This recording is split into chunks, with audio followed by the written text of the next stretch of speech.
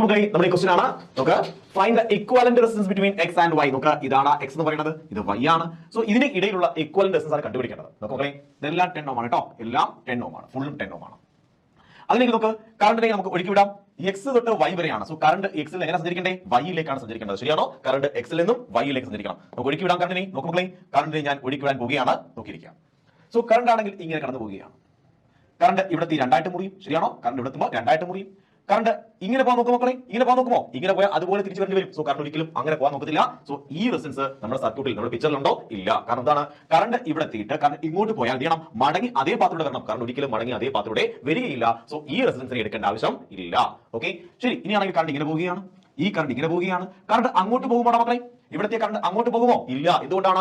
അങ്ങോട്ട് പോയാൽ അതേ പാത്രത്തിലൂടെ തിരിച്ചു വരേണ്ടി വരും. അപ്പോൾ കറണ്ട് ഒരിക്കലും അതേ പാത്രത്തിലൂടെ തിരിച്ചു വരികയില്ല. അതായത് നമ്മൾ ഒരിക്കലും ഈ റെസിസ്റ്റൻസിനെയും പിക്ചറിൽ ഉൾപ്പെടുത്തുകയില്ല. സോ അങ്ങനെ എന്ത് ചെയ്യും മക്കളെ? ഈ കറണ്ട് ഇങ്ങനെ ഒഴുകി ഇവിടെ ചേരും, ഈ കറണ്ട് ഒഴുകി ഇവിടെ ചേരും, അതെന്ത് ചെയ്യും? വൈയിലെത്തും. സോ ഇവിടെ ആക്ച്വലി പിക്ചറിൽ ആരൊക്കെയുണ്ട്? ഇവനുണ്ട്, ഇവനുണ്ട്, ഇവനുണ്ട്, ഇവനുണ്ട്, ഇവനുണ്ട്, ഇവനുണ്ട്. ഇത്രയും ആൾക്കാർ മാത്രമേ പിക്ചറിൽ, അതായത് നമ്മുടെ സർക്യൂട്ടിൽ ഇഫക്റ്റീവ് ആയിട്ട് ഉള്ളൂ. ബാക്കി ആൾക്കാർ ഡമ്മിയാണ്. അതിന്റെ ആവശ്യമുണ്ടോ? ഇല്ല. അങ്ങനെയെങ്കിൽ പറഞ്ഞു മക്കളെ, ഇഫക്റ്റീവ് റെസിസ്റ്റൻസ് കണ്ടുപിടിക്കാമല്ലോ. ഈ റെസിസ്റ്റൻസ് എന്താണ്?